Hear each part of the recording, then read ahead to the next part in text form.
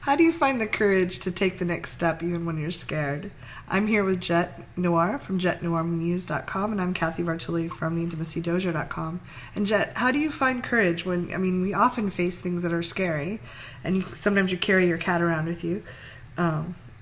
Is this your first pick time on? Maybe she's scared, nervous because it's her first time on film.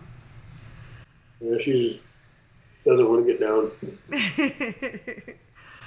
I think we all face fears. The first time I did a film, now I have 1,000 some videos out there, but the first time I did it, someone actually picked on the person that was filming with me because I was hiding in the corner and he was taking up a lot of space, and they drew boxes, and they're like, he takes up 4 times the spot, and he's like, it wasn't me, I was trying to get her on film, and I'm like, no, it was me, I was hiding. So, how do you find courage? We all face fears. And take that next step, even if you're scared. Well, it's one example that comes up frequently is when I am performing with another performer for whom I have a lot of admiration or respect in their skill.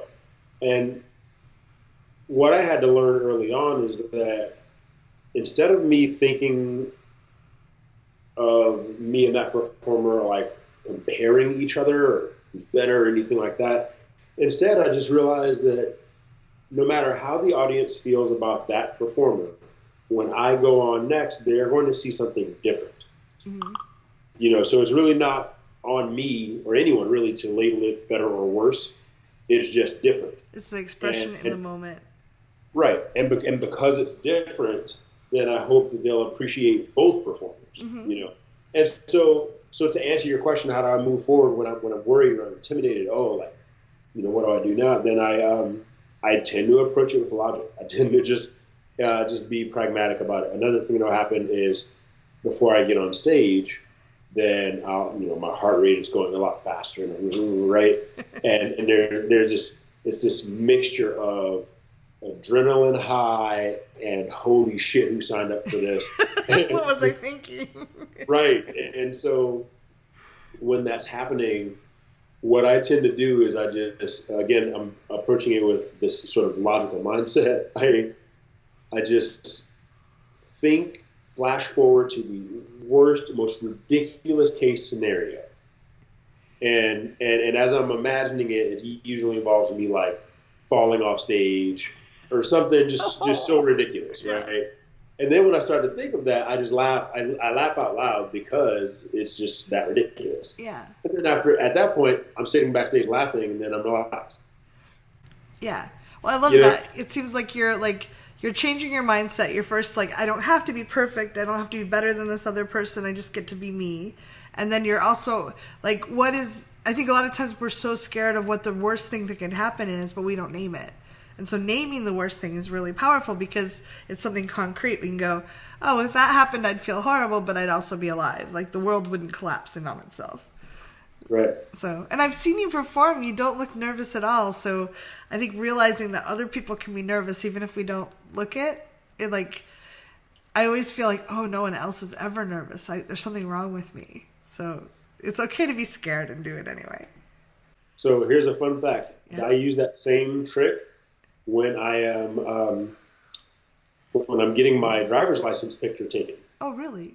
So when I'm standing in line, what I'm doing is I'm standing there and I'm thinking of every joke I've heard in the last 3 months, and I'm just cracking up the whole time standing at the DMV. So I feel like a crazy person because I'm at the DMV where I'm grumpy. I'm just cracking up, having a ball, and by the time they take my picture, I don't even have to think of smiling or anything because I'm just up there having a good time. And my picture always comes out great. That's wonderful because most people look either wonky or sad or depressed because you've been in line for a half hour or an hour waiting for it. So I love that. That's great. So it works not only if you're trying to make a difference in the world or do something scary, just even something boring or not very entertaining. So that's wonderful.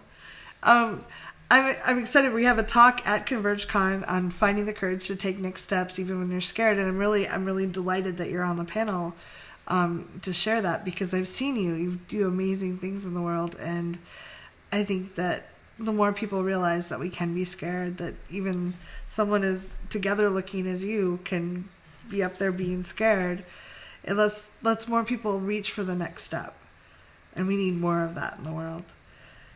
So you're going to be at ConvergeCon for the first time, and you're also going to be talking at the International Burlesque Festival? Did I get it wrong?